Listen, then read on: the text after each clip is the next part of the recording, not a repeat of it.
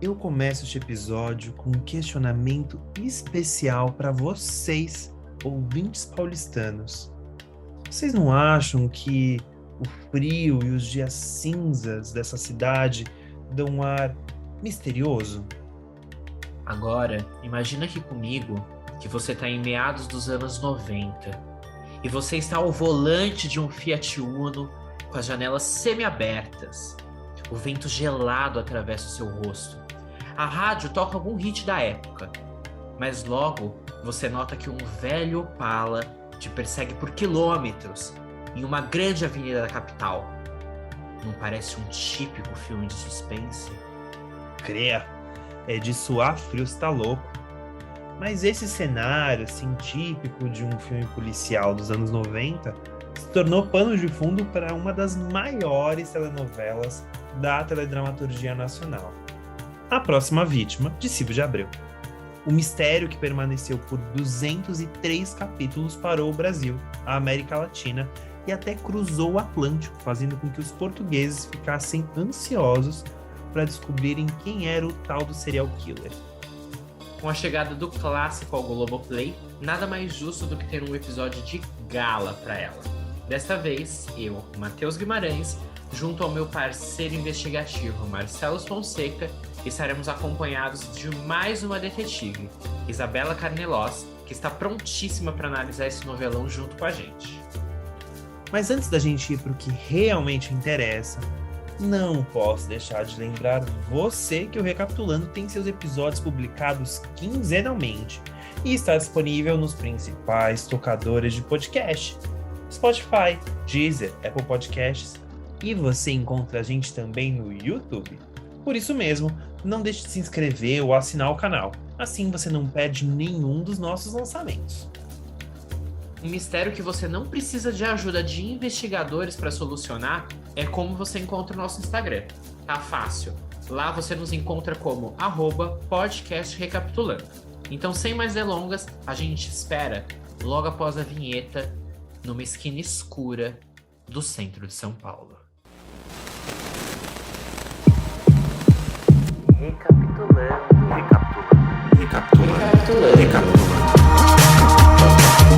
Recapitulando. O episódio de hoje é tão carregado de mistérios, precisa de tanta investigação que a gente precisou chamar um reforço policial vindo diretamente de São Paulo também.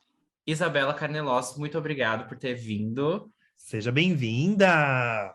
Estou muito feliz de estar aqui. Eu, não vou fingir costume, sou ouvinte do podcast, além de ser amiga de vocês, sou fã e fui uma das pessoas insistentes que pediu muito pelo tema de hoje. Né? Fiquei lá enchendo o saco. Quantas vão fazer? Quantas vão fazer? Sem dúvida, ela foi pior do que fã de novela no Twitter do Eric Bretas, pedindo... Tipo isso. Pedindo feijão maravilha. Exato. Mas o Globoplay me deu uma forcinha. Viu? A gente... É isso. E ainda mais a gente tem que elogiar, né? Porque agora no Globoplay vai entrar a Próxima Vítima, que é... Vai entrar? Quer dizer, entrou no Globoplay a Próxima Vítima. Então é bom a gente falar e trazer o tema. Uma coisa antes da gente começar, quando a gente ficou um tempinho, né, esse ano ainda demorando para sair os episódios, uma pessoa que sempre perguntava, quando que vai sair? Vocês pararam? Não, vocês não podem parar, a gente quer que volte. Foi a Isa. A Isa ficava, vocês precisam voltar, o podcast é muito legal, sinto saudades. Então... Exatamente. A Isa é uma grande incentivadora do nosso trabalho. Ela merecia esse lugar não só por ser nossa amiga pessoal, mas também pela profissional do audiovisual foda. Então, merecia estar aqui. Merecia muito. É engraçado porque eu conheci o Mate, o Marcelo já conhecia, mas o Matheus eu conheci pelo podcast. Aí eu fui escutando ele, quando eu conheci ele pela primeira vez, era uma sensação tipo, já te conheço. Já tinham muitos episódios escutados. Sabia dos gostos pessoais, do que ele amava, do que ele não gostava, já estávamos íntimos, sem saber. Isso é muito legal, isso é muito legal. E, falando em gostos, a gente, assim, uma coisa é um fato, acho que uma das maiores fãs do trabalho de Silvio de Abreu que eu conheço é a Isa. Então, nada mais justo do que chamar você para falar um pouco do trabalho dele. A gente já conversou muito sobre A Próxima Vítima, né? Mas tem alguma coisa nessa novela que você fala, cara, gosto disso, tem um motivo específico, te lembra algum momento da sua vida, só pra gente ir aquecendo. É que essa novela, ela tem mais ou menos 3 fases na minha vida, né? Ela é de 95, o ano que o Marcelo nasceu, o Matheus não era nem semente na época, eu tinha 5 anos, eu não era uma telespectadora da novela, eu era uma criança que ficava na sala de bituca, só que era uma novela tão emblemática, e passava tanto no comercial, era tão capa de revista, que eu gostava, mas eu tinha medo. Eu tinha meio medo. Eu lembro do último episódio, eu estava na casa dos meus avós e foi matéria no Jornal Nacional, quem matou, hoje vamos descobrir. E eu não lembro quem matou naquela época, mas eu lembro que eu dormi de luz acesa, que eu fiquei com medo. Aí anos se passaram assistindo Vale a Pena Ver de novo, mas só em 2018 que eu pude apreciar a novela em si. Eu assisti com uma adulta, né? E podendo ver tudo, sem sair da sala, sem fechar o olho. O que eu mais gosto na novela é que ela. Eu amo um bom clássico, um folhetim e tal, mas o principal intuito da novela não é assim: o mocinho vai ficar com a mocinha. É uma trama muito diferente, não é tipo assim aquela coisa de a gente ficar 200 capítulos fazendo um casal dar certo. Eu acho que esse negócio que era muito novo. 7 pessoas morrem por culpa de um horóscopo chinês e a gente não faz ideia quem matou. E era esse negócio de saber quem que vai morrer agora, quem que vai morrer agora, e além das mortes, né, que ocorrem pelo serial killer, que a gente passa a novela inteira tentando descobrir quem é, tem algumas outras mortes paralelas, e o Silvio capricha, né, porque assim, tem uma que é muito enigmática, que eu fico muito medo de elevador depois dessa, que é o Antônio Pitanga, quando ele abre o elevador e tá um vão, e ele cai. E eu fiquei anos com medo de andar de elevador, porque aquela cena fica, né? E passava em comercial e tal, então é bem isso. É o premonição do povo brasileiro, né? Premonição do povo brasileiro. Mas você citou um ponto que é interessante, que claro que tem o triângulo amoroso e a carga dramática, acho que é legal a gente dar uma contextualizada. Você tem meio que 2 tramas paralelas. O Silvio de Abreu fala que ele escreveu 2 novelas em uma. Você tem a trama policial, que é essa trama do horóscopo chinês, do serial killer que percorre 7 personagens diferentes e cada mês um personagem é morto de uma maneira diferente. Ele vai recebendo sinais, ele está sendo perseguido. E a graça da novela é você saber quem é o próximo, quem é a próxima vítima, como a pessoa vai morrer, onde e o porquê. E o porquê que a gente só descobre no final. Mas ele fala que ele trabalhou assim. Isso era para quem estava prestando atenção. Inclusive, estava vendo uma entrevista dele que ele fala que ele já fala quem é o mandante, quem é o serial killer, no início da novela. Assim, eu já dei o nome, só que a pessoa tinha que prestar muita atenção. Que é quando a personagem da Araci Balabanian vai até a boca do lixo, encontra o personagem, que eu não vou dizer o nome, né? Porque é uma novela que é legal de você não saber. Eu achei sem saber. E é legal não saber. Então, assim, aqui a gente vai dar uma preservada. Vai lá, a pessoa fala que o que você está fazendo agora? Trabalho com carros usados, com revenda de carros usados na boca do lixo. E aí a Araci tira essa pessoa da boca do lixo e traz para casa dela. E essa pessoa fica percorrendo outros com um Opala, ou seja, ele já deu a dica lá. Só que assim, capítulo 10. Agora tem 203 capítulos num período analógico que você não ia lembrar de um detalhe, assim, tinha que prestar muita atenção. Então ele fala que tem tanto a trama policial quanto a trama melodramática, que é a história da família, da personagem da Suzana Vieira, que é a Ana, que é que é a cozinheira, dona do restaurante lá no Bexiga, que tem um caso com o Zé Wilker, que é o Marcelo, que é casado com uma das irmãs da família. Francesca. Isso. E aí o Wilker com essa família tem 3 filhos. E a grande questão é que essa mulher, ela é apaixonada por esse homem, que a maltrata, que inclusive tem um caso com uma outra personagem, né, que ele tem um caso com a sobrinha, que é a Cláudia Ohana, e você tem E fora isso, a Ana, que é a personagem da Ana Vieira, tá num triângulo amoroso entre o Wilker e o Tony Ramos, que é o vizinho, o amigo, que é o Juca, que é o cara que ela é como.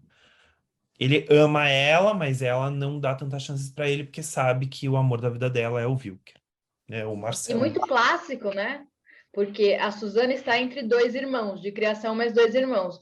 O Uhum, Marcelo Rossi, do Wilker, e o Juca, do Fagundes. Eu ainda, para mim, essa novela eu vejo como três grandes pontos, né? Tem a história da Ana, da Suzana Vieira, que você acabou de comentar. Tem a história dos assassinatos, que passa muito pela família Ferreto, que é a uhum, família das quatro irmãs italianas. E aí eu tenho o papel da Viviane Pasmanter, a Irene, que é uma advogada, uma estudante de direito, que é ela quem corre atrás, ela que fica falando, gente, tem uma coisa errada, não é normal que duas pessoas que, de certa forma, se conheciam ou que todas tenham algum envolvimento com a família Ferreto, morreram de maneiras meio esquisitas. exato, exato. Isso, é verdade. É ela que, na realidade, ela que faz a costura, né? Porque você tem Uhum. outros personagens ali que são importantes, como o Zé Bolacha, que é o personagem do Lima Duarte, que é o caminhoneiro, pai do Juca, que tem. Todo mundo ali tem uma relação. Isso que é muito legal. Todos os personagens estão ligados com a trama central da novela. O tempo todo, a família de protagonistas, as Ferreto, estão sempre, de algum jeito, interligadas com os outros personagens. Você não tem nenhum núcleo solto. Pode parecer, aparentemente pode estar solto, mas depois, quando tem explicação, e uma coisa que o Silvio de Abreu fala é que só ele sabia quem eram quem os seus próximos a morrer, e ele só repassava isso para os colaboradores, ele ia contando a novela de pouco a pouco. Isso é muito curioso também, né? Como você constrói uma novela sem que as pessoas não saibam do arco inteiro, né? Porque assim, ele. E outro detalhe que é importante antes que eu me esqueça, a novela tem dois finais, porque tem o final, que foi o final exibido no Brasil, e aí teve um outro final exibido em Portugal, porque a novela tinha um pequeno delay, e aí, tipo, já tinham saído as matérias de quem era o assino em Portugal, e aí ele fez um outro final, que é o final que foi usado na representação do Vale a Pena Ver de Novo. Eu particularmente gosto mais. Eu acho que o final 2 tem até mais sentido do que o original. Ele é mais Sério? interessante. Eu acho que é um motivo mais plausível para as mortes, assim. Não que o Uhum, primeiro motivo não tenha. O primeiro, vamos dizer assim, que o primeiro motivo é a pessoa tentando acobertar o seu primeiro crime há 20 anos atrás. E o segundo é uma vingança. Eu particularmente gosto mais do segundo, que é o que foi para Portugal. Que daí Já não são dois sabia. assassinos, né? Então daí eu acho sim, são mais legal. dois. É mais legal. Eu também gosto mais do segundo. E detalhe, não prejudica a história. Isso que é o mais Não. legal. Não prejudica em nada. Não é que você assiste e você tem uma falha. Não, isso que é muito bem construído. Porque imagina você montar isso com 203 capítulos e você ter duas opções de final e nenhum deles atrapalha um o final do outro. É sensacional. E ambos são bem construídos, né? Mas uma dúvida, eu não assisti a novela inteira ainda.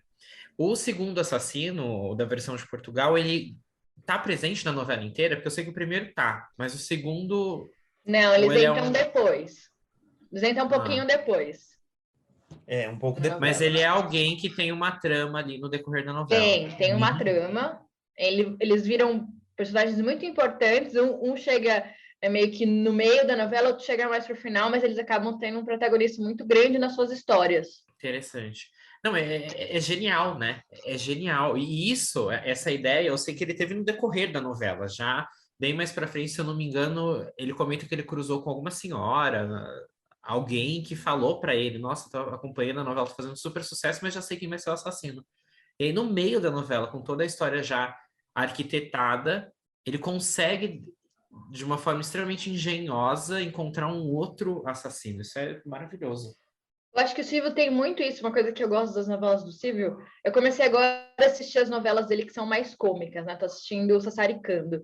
Mas eu cresci numa época que, assim, quando eu tinha 8 anos, foi a época do Torre de Babel, que é quem explodiu o shopping. Então ele tem esse negócio, ele faz muito bem o mistério. Então, quem matou, quem explodiu o shopping, eu gosto muito desse mistério que ele faz. porque ele é um grande fã do cinema, né? Ele é muito fã do cinema. Principalmente o hollywoodiano, essa coisa do cinema no ar. Então tá tanto presente quando ele faz as comédias, que você vê referências ali a clássicos da comédia americana, e eu acho que no principal, no Horário Nobre, tem sempre estoque de um filme hollywoodiano de mistério, de um suspense, um noir, é uma marca dele mesmo. Em todas, né? Até Belíssima, que não é uma grande história, é uma história mais melodramática, assim, tem um grande mistério ali que ele consegue fazer envolvendo a Bia Falcão e tal. Passione também tem um crime no final. Acho que fica mais nítido em Passione, em Belíssima, quem é, porque os vilões são. Tem dois vilões emblemáticos. Agora, na próxima vítima, até quero a opinião de vocês, né? Eu acho que tem os vilões mais incríveis. A gente tem uma Araci maravilhosa de Filomena, como Filomena, a chefe. Num papel dramático, né? Não, imagina, ela que vinha como Dona Armênia e tal, vem num papel dramático. Porque assim, voltando, né, que nos anos 90, eu cresci com a Araci como a Cassandra de Sai de Baixo. Então, ela como uma vilãzona, ela é chefe da família Ferreto, ela é irmã, a família dá de um frigorífico, né, e ela é a mais poderosa de todas elas. E olha que maravilha, né, as irmãs. É a Araci Balabanian, que é a Filomena, a Carmela, que é na Magalhães, que é a irmã que ficou pobre, que o marido dela o ex-marido torrou todo o dinheiro dela e mora de favor com a Filomena, tá maravilhosa. Tereza Cristina? Teresa Raquel. Teresa Raquel. Teresa Cristina é cantora, desculpa. Como a Francesca, a mulher oficial do Marcelo Rossi, do Wilker. E depois, no meio da novela, entra, tipo assim, vou dar uma passadinha lá, Rosa Maria Murtinho, como a Romana. Exato. Ela, tipo, tá faltando um peso, assim, nessas irmãs, dessas italianas. Exato. É incrível. E quando entra a Rosa Maria Murtinho, que ela tem o filho adotivo, que é o Alexandre Borges, que na verdade é o garoto de programa dela. Isso eu gosto do Silvio de Abreu, que tem ele gosta de brincar com essa coisa. Ele já fez isso na Boca do Lixo, com essa coisa meio decadente. Que assim, porque essa família quatrocentona, ela é decadente. Então, mas é uma sacanagem meio decadente, meio escondida. Isso. E ele faz isso muito bem, e isso ele começa a trabalhar em A Próxima Vítima, tem acho que mais sutil. Sei lá, eu tava vendo hoje uns trechos de Boca do Lixo, que é uma outra série dele, que é Reginaldo Faria, Silva Pfeiffer e Frota, o Alexandre Frota. Sobre da Boca do Lixo, é bem assim, é bem decadente. É ali quase um submundo. Eu acho que ele, em A Próxima Vítima, isso, até porque era uma minissérie, à tarde da noite, na novela era mais sutil, mas tem essas piadas, esse humor ali, que isso é muito legal. Não, a hora que entra o Alexandre Borges, cria um choque, né? Até porque o esposo da Filomena é o Gianfrancesco Guarnieri, né? Ele é um coitado, porque essa mulher trata ele, assim, muito mal. Muito mal, mas ele também tem os pulos dele, porque ele também tem uma amante, que é a Patrícia Travassos. Então, assim, você tem ali, e aí você tem o toque de humor, que é o humor Silvio de Abreu. E isso é muito legal, porque você vê muito de humor. Não sei, o núcleo da família é maravilhoso, né? É maravilhoso. E você tem vilãs incríveis, você estava citando das vilãs. Tem as 4, tem a personagem da Cláudia Hanna, que é uma baita vilãzona, maluca. Maravilhosa.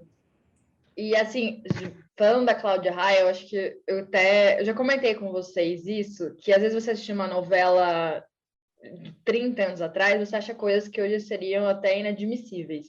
E um dos episódios, para mim, um dos mais emblemáticos da novela é assim, a Cláudia Hanna, ela é noiva do Marcos Frota.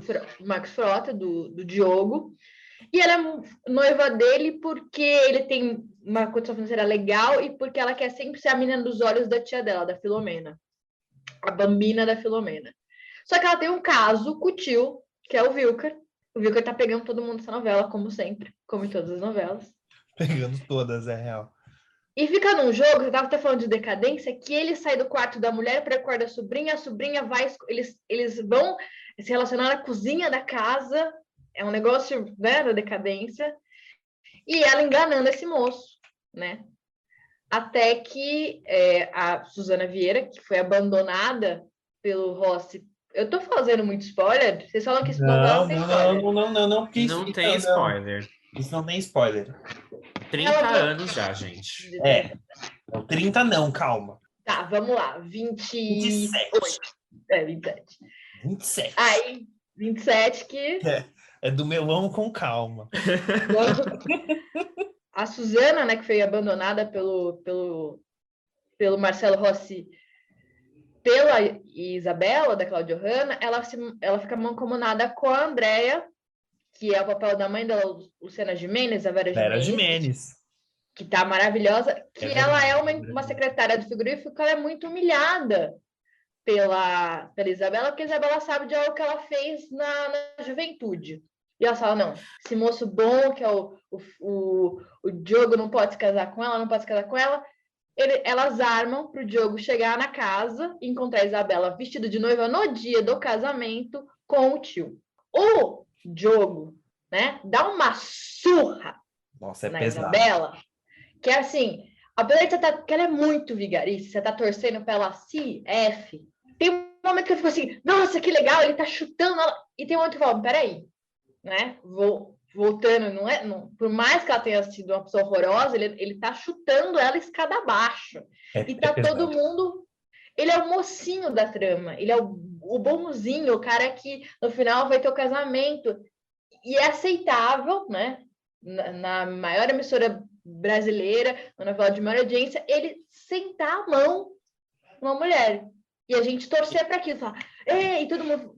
E no dia seguinte, né, no capítulo, todo mundo, nossa, você viu o seu personagem, nossa, bem feito, a Isabela tomou uma surra, ele pisoteou ela, e eu me sinto mal, porque tem um momento na cena que eu e depois eu falo, não, peraí, tá muito pesado. É engraçado, porque e ela fica vários dias roxa, ela fica vários dias com hematomas. Então, aquilo como se a punição, assim, é muito cristão mesmo, a coisa assim, de tipo, você é culpada, então você vai ter as marcas dessa culpa, né, assim. E o Zé Wilker corta a cara dela também, não corta?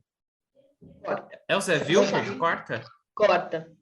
Quando ela tá com o segundo amante, ele... Né, porque do jeito que você conquista, é o jeito que você vai perder, dizem, né? Ele era o amante, depois, quando ele casa com ela, ele vira o corno da história. Corno. E ela também acaba apanhando dele. Então é isso, vem dessa punição. E ele também era um grandíssimo filho da puta na novela, né? E eu duvido que a torcida para ele se ferrar, como provavelmente existia para ela se ferrar na época, não devia ser a mesma coisa. Então, são totalmente dois pesos e duas medidas, né? Mas é engraçado porque o Marcelo, do José Wilker, ele a trama inteira, ele trai a mulher, ele troca a mulher por sobrinha, ele deixa a mulher sem dinheiro, ele faz um monte de coisa, mas ele é muito mais facilmente perdoado. Vou dar uma militada aqui rapidinho. Ele é o charmoso, ele é o encantador, a mulherada perdoa ele faz coisas financeiras erradas, mas ele é um baita profissional, então não tem problema. Então, eu sinto que ele é um gordinho do lixo, e a gente fica, mas é bem que a Suzana podia terminar com ele não sei o quê, né? Acaba tendo essas coisas. Porque tem isso, assim. E dá muito dó da personagem da Suzana Vieira, porque a personagem, a Ana, ela insiste nesse relacionamento, porque ela ama esse homem, ela criou os filhos dele, porque o Marcelo não podia ter filhos com a Teresa Raquel. Então ele tem 3 filhos com a Ana. Só que assim, ele tá lá, e ele é o tipo do pai que os filhos respeitam. O Babo, imagina, o Babo é bravo, toda a história caminha ali de um jeito muito complexo. Porque, assim, é engraçado que são 2 triângulos amorosos. Que eu estava falando da Suzana Vieira, da Ana, que tem essa relação tóxica, porque é um relacionamento tóxico ela ali com o Babo, porque o cara não deixa ela viver a vida dela, ele fica lá, toda vez que ele fala que ele vai embora, ele fica meio que perseguindo, e você tem o Juca, que é o personagem do Tony Ramos, que também vive um triângulo amoroso, porque ele é apaixonado pela Ana, que é a personagem da Suzana Vieira, mas ele também se apaixona pela Helena, que é a personagem da Natália Duval. Natália. É uma personagem maravilhosa. Eu amo a Helena. Fina, fina, meu Deus, que mulher fina, elegante. E que a mãe dela é a Glória Menezes. É um clã ali que eu adoro. Eu acho que é o núcleo do Morumbi, né? É a bonitona do Morumbi, ela era completamente apaixonada pelo personagem do Tony Ramos, só que o Tony Ramos era completamente apaixonado pela Suzana Vieira. Então é aquele caso de, como Então era um diria, quadrado amoroso, né? total. Era um Depois vai virar um coringa. quinteto. Nossa. Porque quando o Juca começa a se interessar pela Helena, o Paulo Betti entra na história como delegado, a primeira pessoa que vai investigar os casos a sério, e daí vira um quinteto amoroso. Todo mundo. Eu gosto muito, a gente falou do Morumbi, eu acho que assim, eu moro em São Paulo faz uns 5 anos, mas antes de morar em São Paulo, eu tinha aquele negócio de só visitar a cidade. E parece, o Silvio faz, ele vende muito bem a cidade, eu acho. Ele deixa a Moca, por exemplo, que é onde mora, o núcleo cômico tá na Moca, a família da Zona Vieira tá lá, a família do Juca tá lá. A Moca parece um lugar tão gostoso, tão receptivo, que você vai na pizzaria da Mama, comer alguma coisa, a massinha que ela chama de massinha, a comida dela, da Suzana Vieira, depois você vai lá no Coreto, dá uma olhada, toma um sorvete, é tudo muito, muito amigo. Então, dá uma sensação muito gostosa. Ao mesmo tempo que também o Juca, que trabalha no mercado municipal, tem aquele negócio animado do centro de São Paulo. Acho que a cidade de São Paulo é muito bem vendida pelo Silvio. Sim, eu concordo. Sempre. Eu assisti essa novela quando eu morava em Lisboa. E eu lembro que eu assisti e eu lembro que eu matava saudades da cidade através da novela. Talvez para quem mora no Rio, talvez as novelas, sei lá, uma novela como se fosse do Gilberto Braga, talvez seja uma novela que enche os olhos de quem mora no Rio e conhece a cidade. Eu acho que é o caso do Silvio de Abreu para os paulistanos. Eu conseguia ver o desenho, assim, por exemplo, a Helena morava no Morumbi, então ela pegava a Giovanni Gronk e ia e sabia exatamente onde ela passava, onde ela comentava, que a personagem da Glória Menezes, que é a mãe dela, comenta, porque ali é perigoso, porque ali não sei o que lá, que são histórias que você escuta, assim, você consegue imaginar o desenho da cidade, ou quando eles falam, a gente vai no Ibirapuera, e você vê eles caminhando no Ibirapuera, e é muito uma coisa nos 90 ainda, que tem um charme especial, analógico, a novela tem um charme por ela ser analógica, né, não dá pra negar, mas eu acho que o Eu desenho... acho que tá me faltando, então, é assistir uma novela do Silvio de Abreu, para voltar a gostar de São Paulo. Porque. Ajuda bem, tanto que eu lembro quando eu estava assistindo em 2018, eu falava, eu quero muito ir na Moca, eu quero muito ir comer uma pizza lá, e uma amiga minha que morava na Moca falou, calma, não é assim também, essa é a Moca de 95, mas eu tinha uma sensação muito gostosa de um bairro, de uma vila, de um bairro família, onde todo mundo é amigo de todo mundo, e tem a fofoca também, né? O pessoal falando, é a vizinha lá do Curtiço e tal. Mas eu acho bem interessante. E os Ricastos, acho que eles moravam no Jardim Europa, Morava no Jardim Europa, morava no Jardim Europa. tinha essa situação. Agora eu vou ser sincera na parte que eu não gosto da novela. Eu não sei se é recalque da minha parte, mas os casalzinhos jovens não mexem comigo. O único casalzinho jovem que mexe comigo é o Lucas, que é o Pedro Vasconcelos, que ele é o filho da Helena, com a Yarinha, que é a Georgina Goss. Georgina Góes. Eu amo a Yarinha. A Yarinha é um personagem delicioso. Achei Eu que você ia acho falar ele dos viadinhos. gosto também, mas Gosto também.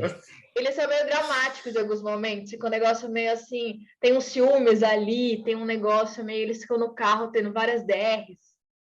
Ai, aham. Então tem uma hora que eu fico tipo, tá bom. Mas a Yarinha e o Lucas, eu gosto bastante. Eu gosto muito da Yarinha e o Lucas, porque assim, a Yarinha tem uma questão de uma ingenuidade que é divertida, assim. Uma coisa bem de uma novela, bem água com açúcar, ela é uma personagem meio burra. Ela fala errado, sabe, assim, e ela é carismática. Muito, eu acho muito. O casal lá, o do André Gonçalves e do Luís Mendes, tem uma questão que O início é divertido quando eles estão se conhecendo, porque um frequenta a casa do outro, muito amigos, é bonitinho. Depois, quando entra o relacionamento e começa a DR, aí sempre é um pouco chato. Mas quando eles estão ali principalmente na casa do personagem do André Gonçalves, que é filho da Suzana Vieira, é divertido, é fofo. Eu gosto. Um casal não, mas uma pauta importante, eu adoro a família da Zezé Mota. Eu acho o núcleo Zezé Mota maravilhosa. Ela e Pitanga fazem um casalzão, né? Casalzão. Camila Pitanga de filha. A Camila Pitanga é difícil. Ela faz uma menina que quer ser modelo, a Patrícia, e o romancinho dela com o fotógrafo, né, com o Cláudio, eu acho meio chato. Ah, é bem adolescentão, assim. Deve ser a trama paralela que o Silvio não escreveu. E a amiga dela também, que é a primeira novela da Débora Seco, que é a Karina, com Tonico, que é o Celton Mello, também podia passar sem, eu acho. Mas é uma opinião pessoal minha. Eu não acho tão assim, é porque realmente não mexe nada na trama principal. E nem porque tem trama paralela que é interessante. Por exemplo, tem a personagem da Vera Holtz, Maravilhosa. que faz uma prostituta que trabalha por necessidade, uma prostituta até mais velha. Não lembro o nome da personagem agora, não vou lembrar. Uma coisa quarta-feira, não é? É Não é alguma essa? coisa. Quitéria quarta-feira. Quitéria quarta-feira. Eu acho excelente. Eu acho a trama dela muito mais interessante, por exemplo. São personagens mais velhos, né? Também tem isso. É legal que a Quitéria, ela serve muito para os flashbacks, porque ela é a nova melhor amiga da Suzana Vieira. Então, a Suzana Vieira conta muito da vida dela para a Quitéria. E nesses momentos que a Suzana está contando, que a gente tem os flashbacks do passado. Então, a Quitéria serve muito para isso também. Exato. Exato. E é ótimo quando um personagem orelha também tem história, né? Isso é maravilhoso. Tem personagem que sonha em ter uma narrativa, ter um background aí para poder contar. Ai, Não sei, escada. uma galera que recebe o texto fica, jura? Jura que eu vou ter que ouvir esse daqui? Vou ter que ajudar esse personagem pela milésima vez? E eu não vou ganhar Jura nem que minha única frase no capítulo é falar, amiga, por que você não termina com ele? Ou escuta e solta um bordão de efeito. Também. Outra tema paralela que eu gosto é o triângulo amoroso entre a Isabel Filardes, que eu vou ser sincera, não tô lembrando o nome dela da trama, com o Norton Nascimento e a Mila Moreira, que ele é o filho da Zezé Não, Mila Moreira. Mila Moreira. É a Mila Moreira. Moreira. Achei que era a Mila Christie. Não, é a Mila Moreira. Realmente É a Mila Moreira. É a Moreira. Ela que só faz papel de rica, né? Ela faz uma socialite meio quebrada. E quando então ela vai é a Mila Moreira. É, a Mila Moreira. É o papel Mila Moreira. Sabe o papel Mila Moreira? Tipo, socialite, meio assim, meio... Vai no vernissagem. Que é prima do papel Deborah Evelyn. O papel que é a Deborah... rica preconceituosa. Ah, entendi. Conheço. E ela vai pedir um empréstimo no banco e o gerente dela é o Norton.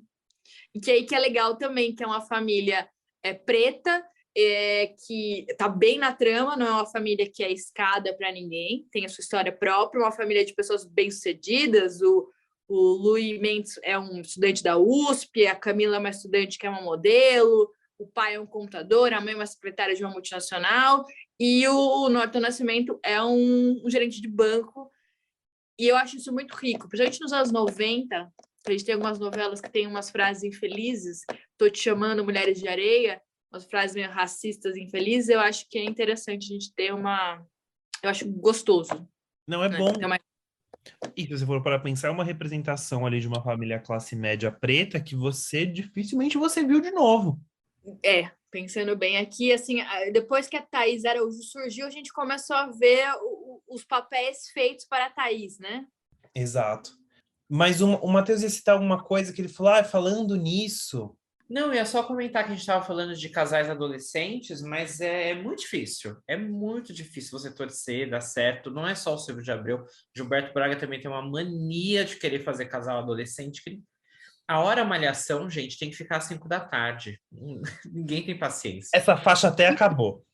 E assim, é um negócio, assim, muito. Débora Seco devia ter 15 anos na época, gente. Juro.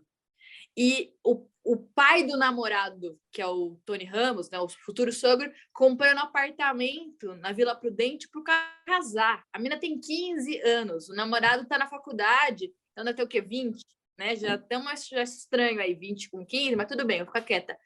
E o Tony Ramos quando eles casarem. Não, tem E umas... coitada, ela herdou um apartamento na Vila Prudente. E é isso, então eu acho meio assim, até meio fora, né? Mesmo há 27 anos atrás, com 15 anos, né? Não faz muito sentido. E o namorado meio chato, Celton Mello maravilhoso, mas num papel meio chato. O namorado controla o momento, briguentinho, não rolou. A trilha sonora dos casais era boa, era Sereia do Lu Santos, mas eu só gostava quando ficava no Lucas e na Yarinha. Era legal quando você vê o clipe, né? Você deixa lá, você enche linguiça, porque assim, 203 capítulos, se bem que eu acho uma novela super ágil, eu não acho ela embarrigada. Mas é uma novela parruda, né, gente? 203 capítulos. Então, assim, é bom quando tem uns momentinhos de clipe, assim. Mas eu gosto, não sei, assim, eu acho ela, de maneira geral, um novelão, assim. Porque isso acho que é o que a gente levantou aqui. A novela é muito mais do que a novela do serial killer, né? Você tem a Irene, que eu acho que é a personagem que mais ela tem. O drama dela, pessoal, é até chato. Quando ela se fica me apaixonada pelo personagem do Lima Duarte, é uma chatice sem fim. A cara do Matheus, você, cara ouvinte, você não pôde ver a cara do Matheus neste momento, quando eu dei este pequeno. Que aí fica o personagem do Lima Duarte recitando poemas. Mas seus acha, o Lima Duarte é meio garanhão, né? Porque Quitéria meio que já pegava ele e fala que ele é muito maravilhoso. A Anissete Bruno, que é a cunhada, só queria ficar com ele, por isso que nunca mais ficou com ninguém. Ele é meio a galera. Não é por nada gente, esses autores, francamente, né? Lima Duarte, na década de 90, pegou Maite Proença, recitava poemas para Vivi Pasmante, pegou também... Quem que ele pegou na novela, no remake da Glória Pérez? Era a Carolina Ferraz. Não, esse era o Cuoco. Era o Cuoco. Mas também...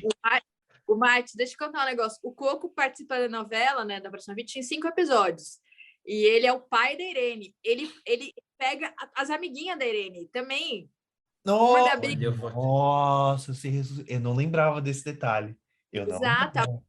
É uma cena muito maravilhosa que a mulher chega e vê ele na cama com a amiga da filha e ela fica brava com ele. Eles têm um casamento aberto, mas a amiga da filha é desagradável.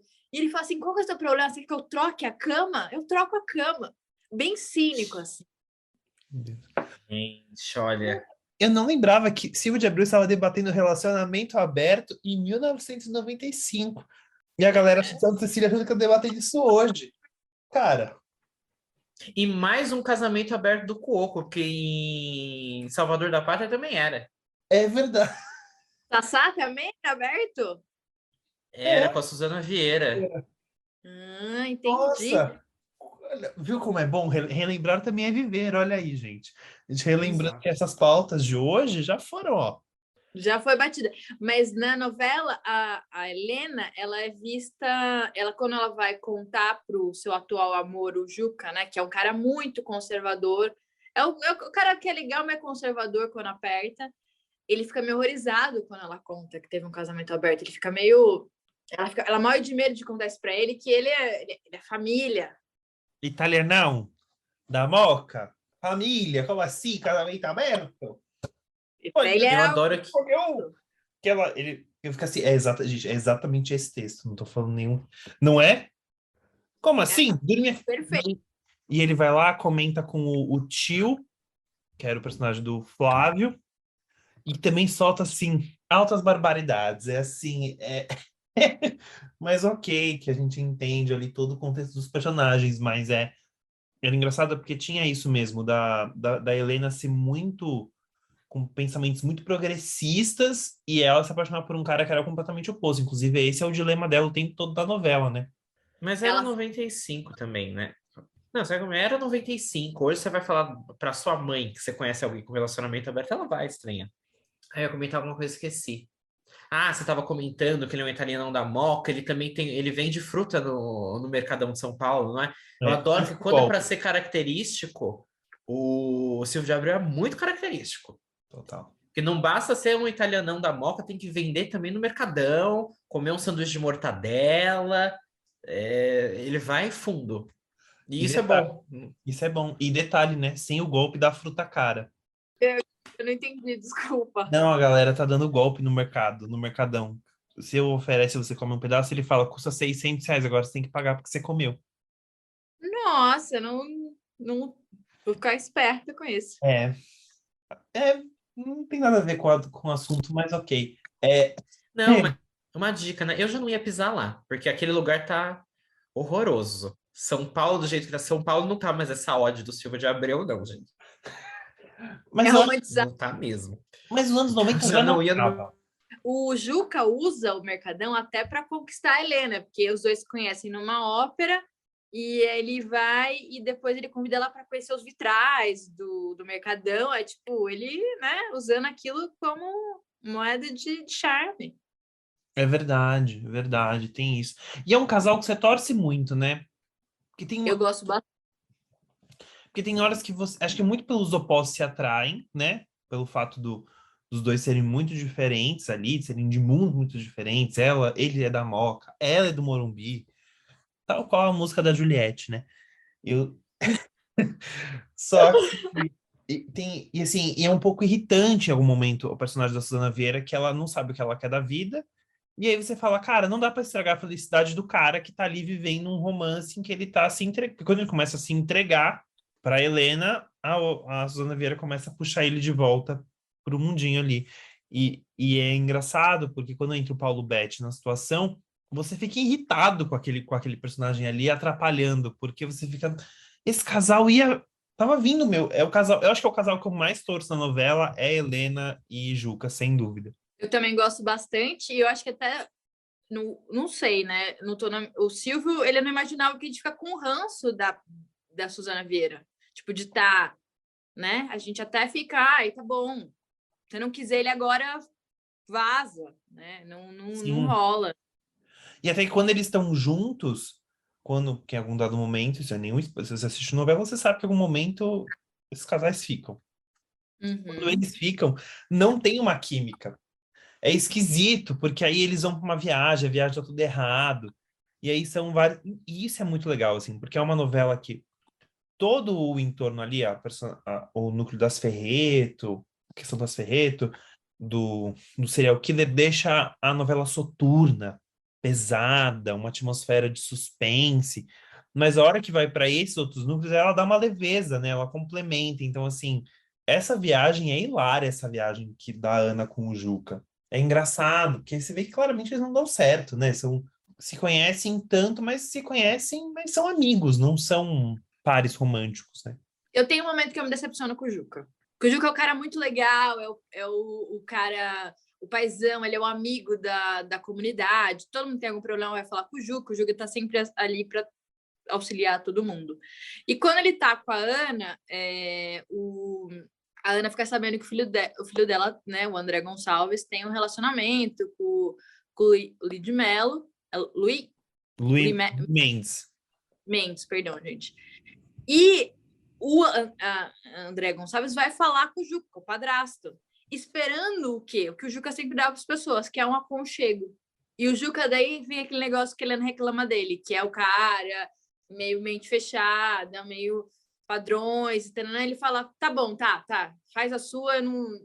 Ele não dá o que o André Gonçalves espera, que é tipo, entendo, te apoio. É E verdade. daí, eu tenho que entender que é 95, eu tenho que entender que é mas eu fiquei tipo, Juca, eu esperava que você fosse seu cara, que fosse dar o aconchego que eles precisam agora, força pro relacionamento. Você pode não entender, mas você pode, pelo menos, dar um suporte. Eu entendo. Isso é verdade. É um momento que você fica com raiva do personagem, mas isso também eu acho que é uma questão de construção, né? Eu acho que isso, em todos os momentos, acho que todos os personagens, eles vão para lugares em que a gente gosta e lugares que a gente não gosta. Isso todos eles. Eu digo, principalmente a trama principal, tem momentos que eu, por exemplo, você fica com raiva, tipo, a personagem da Suzana Vieira. Tem hora que você fica com muita raiva, outra hora que você fica com menos. Mas isso é uma questão de construção que tem hora que você sente dó da Isabela, por exemplo. Quando ela tá num momento ali muito degradante, você fica, cara, você fica com dó daquela mulher naquela situação. Mas, mudando um pouco o caminho, assim, voltando para a questão do suspense, que eu acho que isso também é um ponto muito positivo da direção, que é extremamente acertada. Quando tem as cenas no frigorífico, tem uma coisa meio um filme de terror, assim, não filme de terror, mas tem um clima de suspense que você fica, cara, é muito bizarro isso para uma novela, funciona super, mas é porque é tão fora do que a gente está acostumado. Sei lá, acho que teve nos anos 70 o Grito, essas novelas, o Rebu mesmo, mas não é a mesma coisa, né? Tanto que não sei, mas eu sinto que tem esse clima esquisito. Assim, esquisito de suspense, que é um clima bom, mas entenderam o que eu quis dizer. Negócio, né? Que a câmera é o olhar do serial killer. Então ela vai acompanhando, você vai meio que espreitando a vítima, como se você estivesse nos olhos dele. As cenas de todos os assassinatos são muito bem feitas, né? Como vocês comentaram no começo, cada morte é diferente uma da outra. E assim, é tudo muito bem, porque ele fica lá espiando a vítima, né? A vítima fica com medo, e daí às vezes é um acidente de carro, às vezes é um tiro, às vezes é elevador. Eu acho que dá uma aflição junto. Dá. Total. E são pontos de virada, né? Isso que é. Você cria uma nova atmosfera ali e um clima de vulnerabilidade sempre. Eu lembro que quando morre a personagem da Glória Menezes, cria um clima de vulnerabilidade e instabilidade entre daquelas mulheres ali, entre a Helena e a Irene. Que elas já se sentem meio vulneráveis naquela situação, mas elas vão ficando mais. E existe isso transparece muito para o público, assim. Mas vocês acham que hoje caberia, porque assim, já ouvi gente falando, precisaria de um remake pro Globoplay, uma versão mais curta. Eu acho que é irretocável, que assim, vamos apreciar o que já tem. Qual é a opinião de vocês? Eu tenho um certo negócio com remakes. Pantanal mudou um pouco isso, mas eu tenho. E eu sinto que, principalmente novela do Silvio, a gente tem exemplo de remakes assim que ficou um pouco. Não, desculpa, mas tanto Haja Coração quanto Guerra dos Sexos, a versão 20 anos depois fica um pouco aquém. Por culpa de N motivos. Então, eu não mexeria. Principalmente porque tá tão fácil, todo mundo pode ir lá, até quem nasceu nos anos 2000 e que não viu nem a primeira, pode ir lá no Globoplay, fazendo comercial para eles. Eu empresto a minha senha para uma galera. Pode ir lá no Globoplay e assistir a versão que tá lá. Não material que você não tem mais acesso, que é de difícil acesso, tá lá fácil, vai ver os 200 capítulos, numa sentada você vê uns 10, então eu não mexeria. Não, mas eu acho que é uma opinião interessante, porque eu vi isso se ventilado. Eu vi até que colocaram a Bianca Bin, né, numa dessas, quem seria tal personagem? Colocaram a Bianca Bin no personagem da Isabela, da Cláudia Hanna. Nossa. E a Suzana seria a Paula Oliveira. Não, eu sou da mesma opinião. Eu acho que não se mexe. Não. Eu gosto de remake, eu não tenho nada contra. E eu acho que em algumas tem margem para fazer. Tem margem para ser atualizado e etc. Mas eu acho que a próxima vítima não precisa, né? Não tem necessidade. Até porque não. Qual é a graça de você fazer um remake? Você vai ter que mudar toda a história. E sou a favor de mudar, mas não vejo por quê. Igual vale tudo. Não tem por que mexer, porque tá ali. Não, eu não acho que seja uma trama anacrônica, que tenha envelhecido mal. Então não tem necessidade.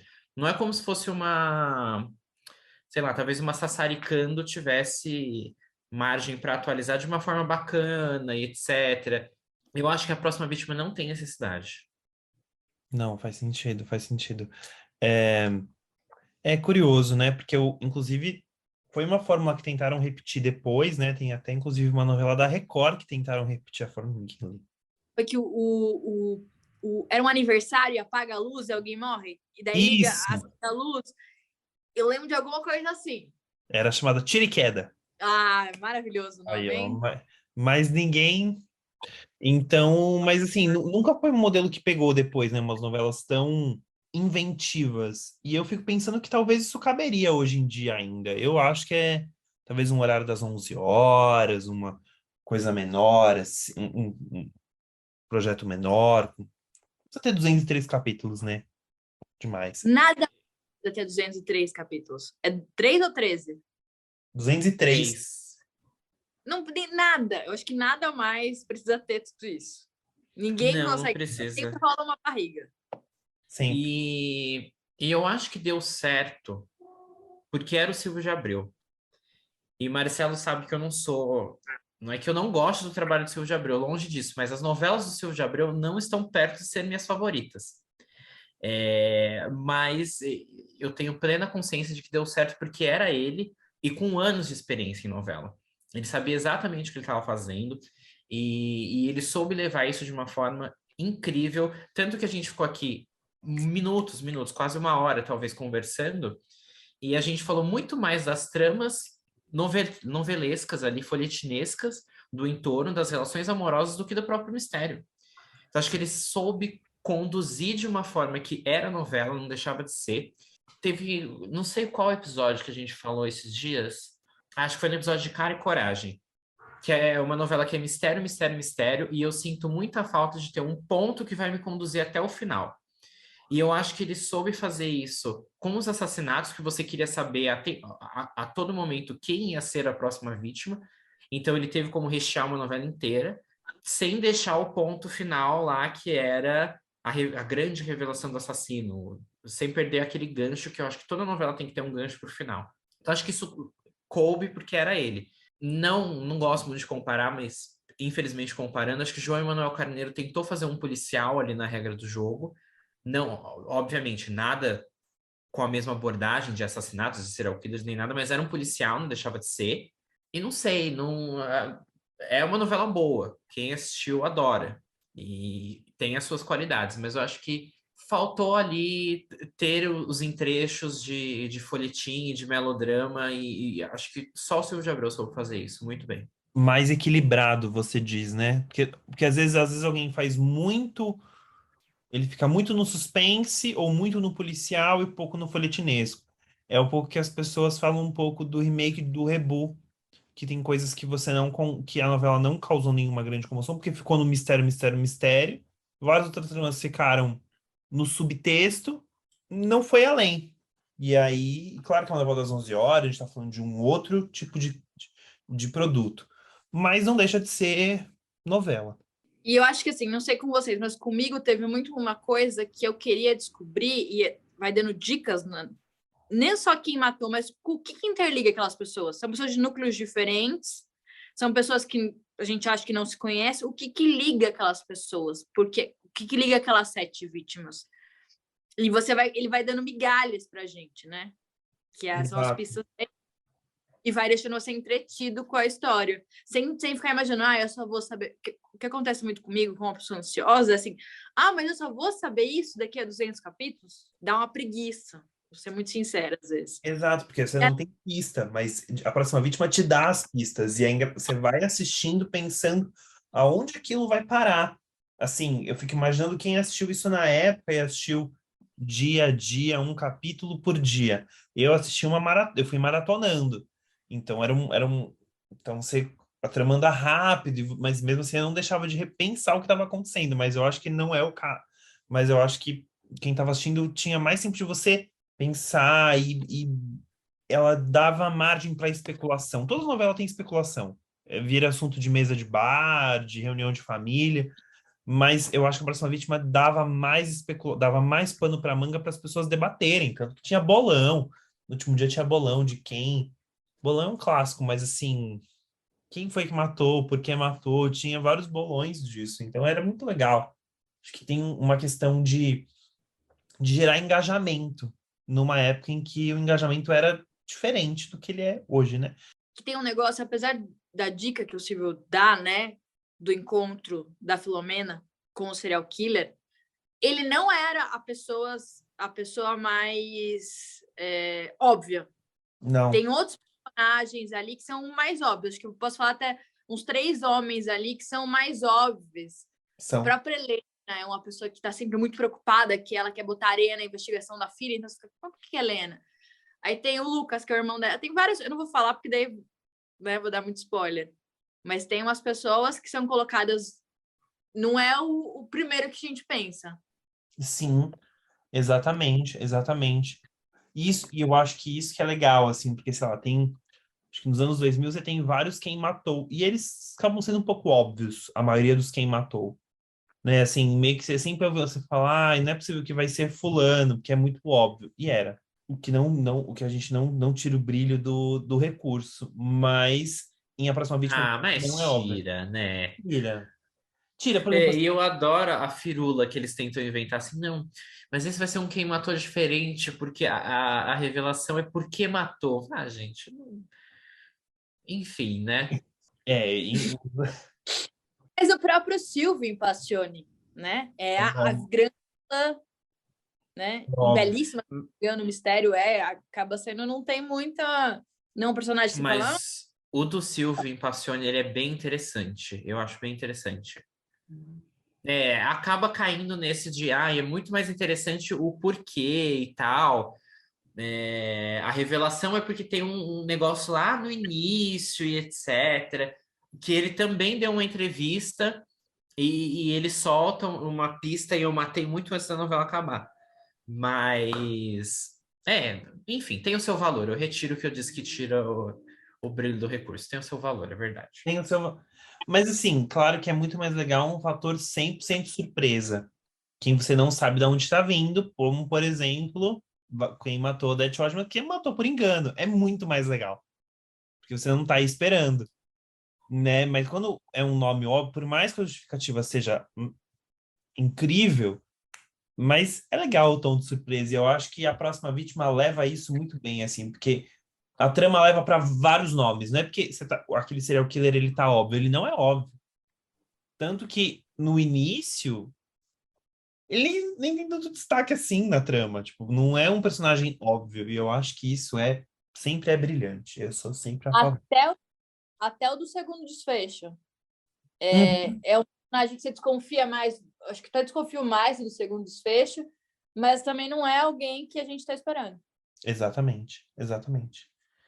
E por isso a minha pergunta no começo, porque não é que porque eu não assisti que eu não conheço tanto a novela. Eu Claro. conheço, mas eu tinha essa dúvida, assim, são pessoas que, tipo, eles tinham alguma trama forte ou era personagem totalmente secundário, assim, era a Orelha? Porque não é a primeira pessoa que você liga quando você pensa na próxima vítima. Realmente eles voavam ali under the radar. Total, e se você pegar, mas eles estão sempre nos lugares principais. E esse é o ponto. Eles são os olhos e os ouvidos de lugares onde tudo acontece.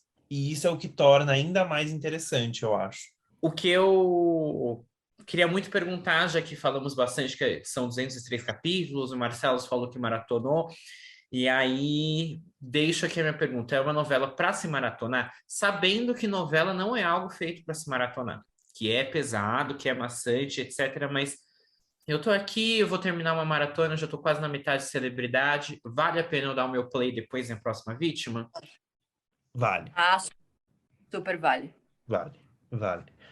Vale, porque eu acho que assim, você tem a trama principal, que ali demanda um pouco mais de atenção, que você precisa prestar atenção de fato ali no caminho do serial killer, mas as outras tramas são completamente folhetinescas, dramas assim que muitas cenas de comédia, muitas cenas de humor, muito, muito, muito, muito. Assim, você tem muita coisa ali, principalmente o núcleo ali da Moca é o núcleo cômico ali, recheando aquele conteúdo, aquelas cenas. Então eu acho que vale super a maratona.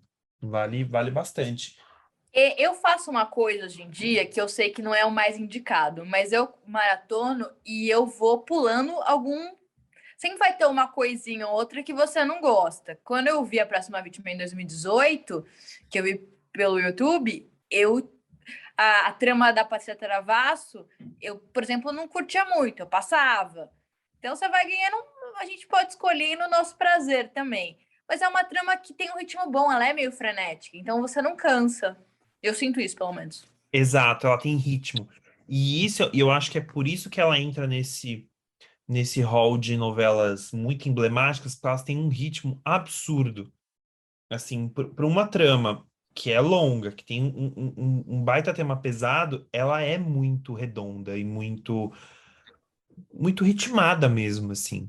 Ela tem um tempo, ela tem um timing bom, o timing do suspense é bom, o timing da comédia é bom. Talvez o único lugar que escorrega ali, eu acho que é realmente nos romances adolescentes, que talvez pese demais ali. Talvez três casais adolescentes, três, quatro se juntar com um casal.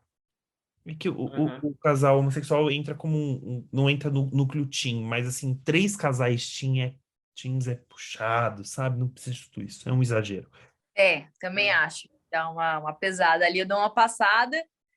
O casal do André e do Lui, ele é mais um casal jovem adulto, digamos assim. É, Então já dá uma passada. Mas podia diminuir a Aham. DR. Só pensei assim, dá uma. nossa, ali que, Tem muito.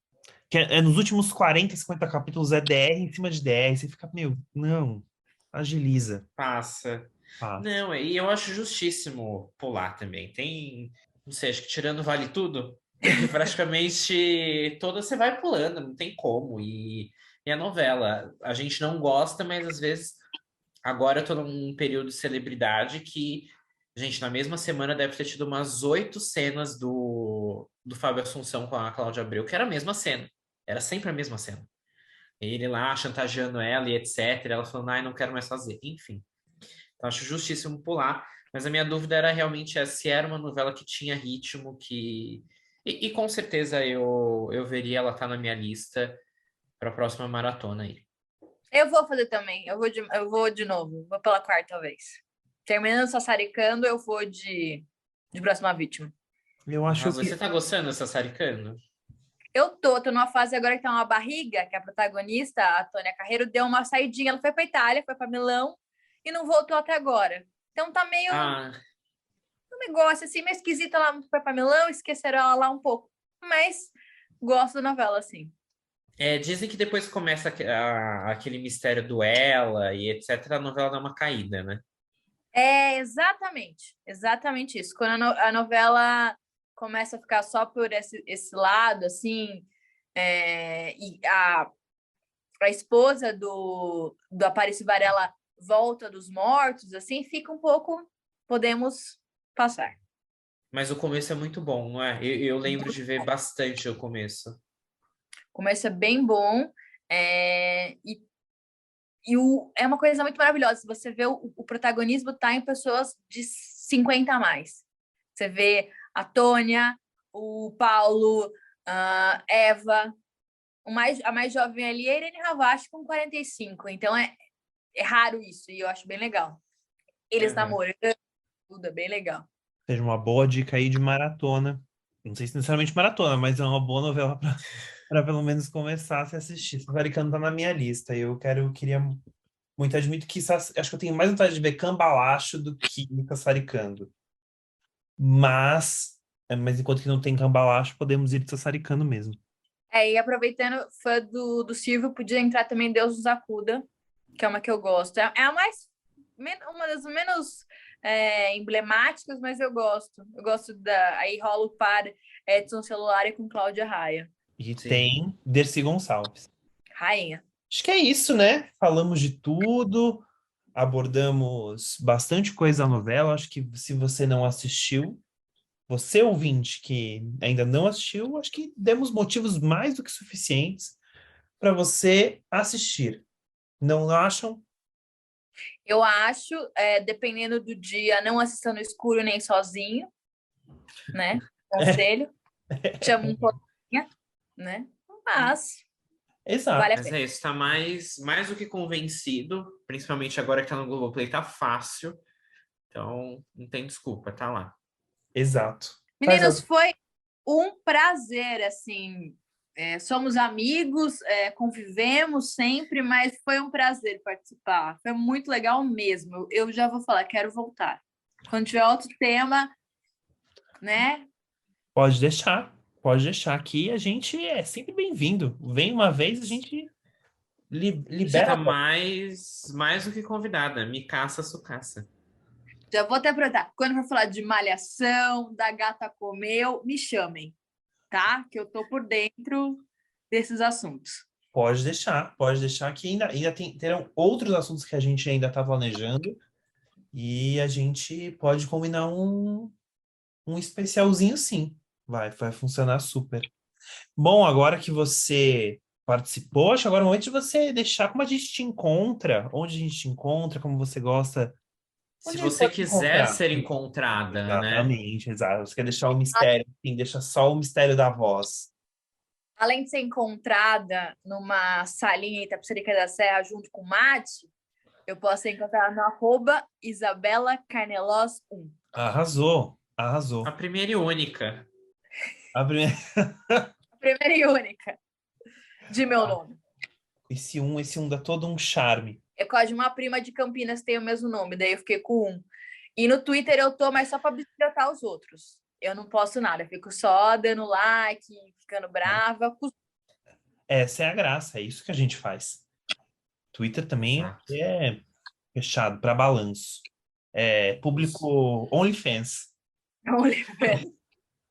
E quando eu estrear meu OnlyFans, eu venho aqui divulgar também. Arrasou. Aqui a gente divulga todas as plataformas. Como diria, você não exclui ninguém, né, Jojo? A gente não exclui ninguém. E você, Matheus, como a gente te encontra? Você me encontra no Instagram como @mate, MATH, X de Xuxa, Guimarães.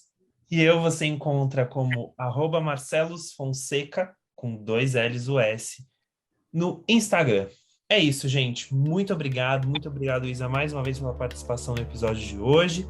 A gente encontra vocês daqui 15 dias com mais um episódio especial do Recapitulando. Um beijo! Beijo!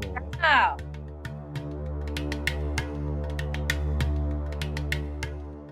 Pesquisa, roteiro e apresentação, Matheus Guimarães e Marcelos Fonseca. Edição, Matheus Guimarães e Marcelos Fonseca. Artes visuais de Vitor Locke. Os áudios do podcast são de Upbeat.